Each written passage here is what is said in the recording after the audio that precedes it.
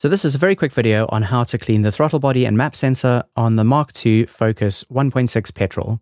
Over time, the throttle body gets gummed up with carbon deposits, and this can cause a number of issues, including rough idling and low power on acceleration. So before we start, we want to disconnect the battery, and that's because we want the ECU to relearn the throttle body positions after we've cleaned it.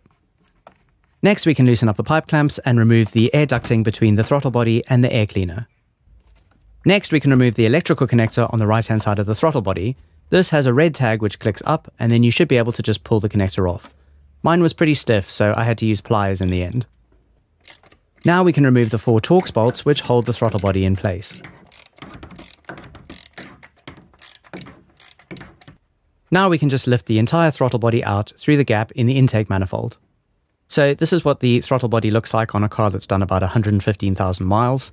As you can see, it's pretty gummed up with carbon, so what we're going to do is spray some throttle body cleaner in here and then just use a soft cloth to clean off all the carbon. And here's what it looks like after cleaning. As you can see, it looks nice and shiny now, and there is a nice air gap all the way around the butterfly valve. While we have access, I'm also going to just clean out all of the oily deposits from the intake manifold. And now I'm going to clean the map sensor. This is a little awkward to get to, but if you have a Torx socket on the end of a long extension, then you can easily thread it through and undo the screw. So I'm just going to use the same throttle body cleaner to clean this as well and just blow out all of the deposits. While I'm here, I'm also just going to clean the inside of this intake ducting. Now we'll just clean up this gasket and make sure that it's in good condition, and then we can replace the throttle body back onto the intake manifold. And of course, we mustn't forget to reconnect that electrical connector. Now we can replace that air cleaner ducting and tighten up the pipe clamps. Good to go. Now it's time to reconnect the battery again.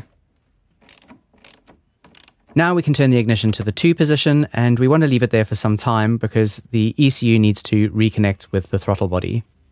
Finally, turn the ignition off, then turn it back on again and start the car, and all should be good. In my case, this has definitely made a difference. The acceleration is definitely more solid now, and the car feels a little bit more responsive. It hasn't solved another problem that I have with a bit of a rough idle, so I'm going to have to look into that further.